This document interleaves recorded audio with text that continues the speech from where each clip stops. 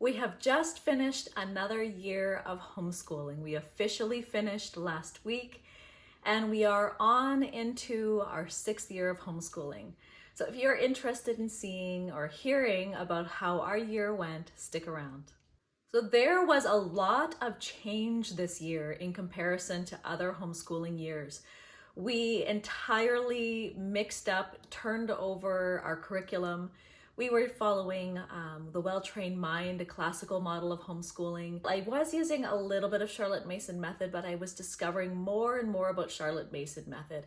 And I just fell in love with it and began incorporating almost entirely Charlotte Mason this year, to then going back and adding back in some more classical. And so we've really been working out what our family's homeschooling style is, and it's been a huge transition for us this year. We also started 2 co-ops this year where we were meeting every Monday and every Friday and had to try to fit everything into a 3-day schedule. That was also huge. We also changed up math 3 times, which I shared about in a video last week. If you want to find out more about that, check out that video. I'll link it below. And we also got some new pets, or should I say pet. Introducing our new little family member, Bean. I don't know if is she in the camera? Oh, she's so cute. Oop, what was that? Oh, her paper.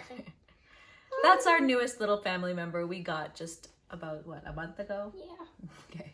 Hi.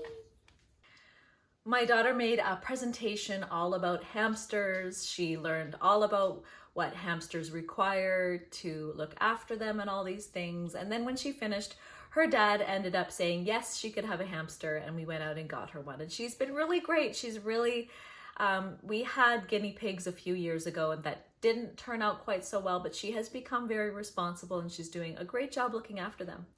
But this year in our 2 co-ops, I think the highlights for our year this year, one of them has been having the co-ops.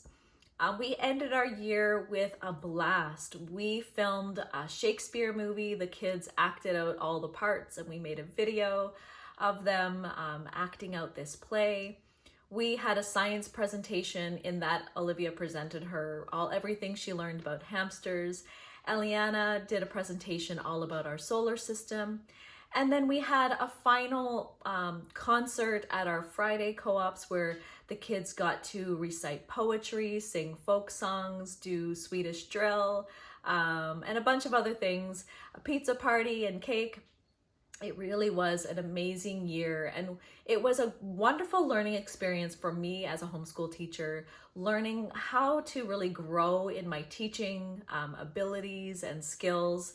And it was amazing, and we're going to really take all of those lessons forward and work into honing our co-op again this coming year. But this year we are only going to have 1 co-op a week because we were finding it a bit overwhelming, even in terms of how much we could give towards our students in our co-op. So we're going to have 1 big co-op day on Fridays. I will be teaching science this coming year, and I'm just really excited about continuing co-op. Another huge highlight was learning more about Charlotte Mason's method and how you can really incorporate her methods and principles into your homeschool.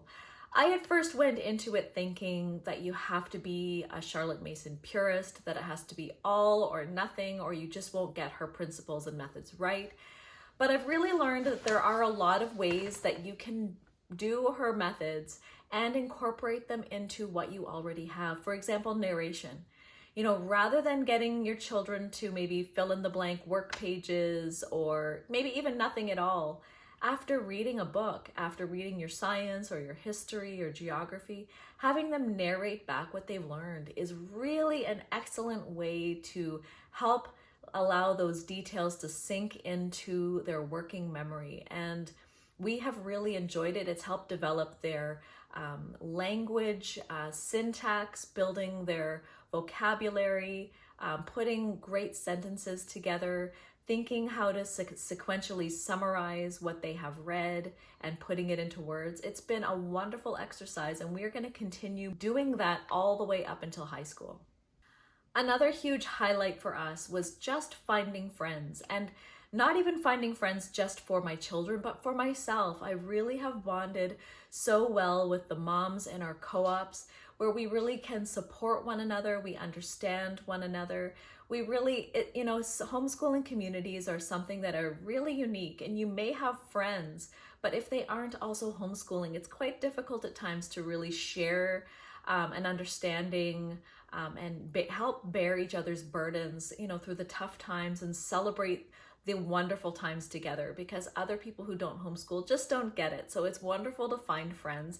And I really encourage you that if you have not found a homeschooling community, to try to seek one out. You may be in an area where it's just not possible, but it really, if you're able to try to find homeschoolers within your area, whether it's through your church or just in your community, it's great to have that community to support you. And it's just makes homeschooling that much more fun. You don't necessarily have to commit to going weekly, but if it's something that you can commit to doing even once a month, is a great benefit to your homeschool. One thing I have learned this year is to not be afraid of change. If you look at our homeschool, you might think, you guys were crazy. You changed up your whole entire curriculum a couple of times, and math 3 times. But you know what? My children were unaffected by that. They really thrived through the changes. They found the changes exciting, and they really learned how to go with the flow and roll with the punches, change along with the change. And through changing, we were able to pick out what it was that we really were looking for in a curriculum, what it was we were really looking for in math and all of the subjects. And so that we can go forward, and instead of sort of floundering and trying to just get through because we spent the money on particular curriculum and just finish it out and maybe find something for next year, we were able to hone in and celebrate the year knowing that we found our groove, and we did learn along the way. Even if we dropped books along the way, we still learned from all of them. We learned more about our learning styles. We learned more about ourselves. And even in the books that we didn't find quite as interesting, we still learned from them. So there wasn't really any waste in it. Now, I know that curriculum can be very expensive, and so you can't just drop everything, but there are subtle ways that you can change up even the curriculum and the way that you're using them. We don't have to use all the pages. You don't have to do all the suggested activities. Even taking passages and making them more Charlotte Mason by just narrating, or finding some great books and just doing copywork and dictation from those books at the library and things like that. There are ways to modify what you're doing to make it more suited to your needs and suited to your interests. And I just really encourage not feeling like you have to find the best thing and stick with it, but it's really freeing to be able to move around and discover other things and really flex and bend as you need to, even within 1 year of homeschooling. But we found, even though there were times where we weren't sure where we were headed next, we were always moving. We didn't not do school on a given day because we just didn't know what to do next. We just picked up books and kept on moving forward. And even when we were sort of between math curriculum, I just continued giving them math problems to work on until the new curriculum arrived, and just kept on going. So I encourage you not to be afraid to try out new things, not to be afraid of change. And sometimes it takes a little bit of moving outside of that comfort zone and think outside of the box to find what really will work well for your family. And one thing I learned about Charlotte Mason philosophy, I've touched on this already, is that there's no one way to do Charlotte Mason. She never intended for us to follow this rigid program that didn't bend to the needs and to the likes and to the wants of each family. And so there's so many ways to apply it.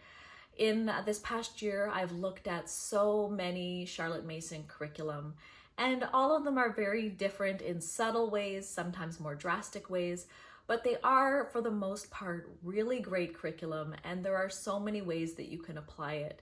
I've really moved away from the idea that you do have to do it a certain way for it to be Charlotte Mason. There are ways that you can incorporate her philosophies of being able to allow the children to take in what they take in. But I've then also learned with the classical model that guiding them, correcting them, and showing them a better way of writing, a better way of narrating also helps shape them and help them grow and mature in their reading and writing skills. And I wanted to close with what I'm doing to prepare for this coming year. So one of the things that I never really did before, but it is something that is done within Charlotte Mason curriculum, is pre-reading some books. I don't find it necessary to pre-read everything, but there are some books that it is really helpful to pre-read so that you as a parent, as a homeschooling teacher, are prepared to teach your children. So I plan on pre-reading the Shakespeare plays that we'll be reading this year. I plan on pre-reading Plutarch. I also will be pre-reading the Berrien Builders, just so that I can lesson plan ahead of time. One thing with co-ops, because it's different when you're teaching your students, one day you may not, you may be sick, or you may just be tired, and you may not plan ahead of time for your own students and just wing it. But you can't just wing it when you have a co-op of students. So I plan to pre-read the Berrien Builders. I plan to lesson plan ahead of time, quite a bit ahead of time, so that I have certain activities and work pages and journaling ideas all prepared for the class. And I also plan on reading, again, as most moms do, more books on teaching, homeschooling. I don't have all those lined up. I am just finishing Teach Like a Champion. It is more of a classical approach to homeschooling. A friend and I have been working on that together, and we are actually doing a book chat in our podcast about that. So if you're interested in taking a listen, there are some excellent tips from that book that I really plan to apply to our homeschool and to our co-op this coming year. And I've already have begun applying some of those principles. I can link that below for you if you're interested in hearing about Teach Like a Champion through our podcast called Bookish Beginnings. And there are a few other books that I'll be adding to the roster, but really taking some time to hone in my teaching skills, because one thing I've learned is that we are teachers. It might be homeschool, and homeschool does look very different from public school, but we are still teachers, and there are skills that we can hone and sharpen, and even by further educating ourselves, so that we just are more capable. We wonder and worry sometimes, how are we going to teach our kids as they get older into the upper middle school, high school grades? Maybe we're not qualified. And it's not that we're not capable. We are all capable of doing it, but we do need to sharpen our skills, continue educating ourselves, and know the material that we're planning on teaching our kids. So that's what I'll be focusing on this summer before the coming school year. But that's all I have for you. I will be posting videos all summer. I don't plan on taking a break. If you have any video ideas or suggestions of things that you'd like to know more about, please comment below or send me an email. I will be more than happy to make videos on all of the topics that you are curious or interested about. But I thank you so much for watching, and I'll see you in the next one. Bye.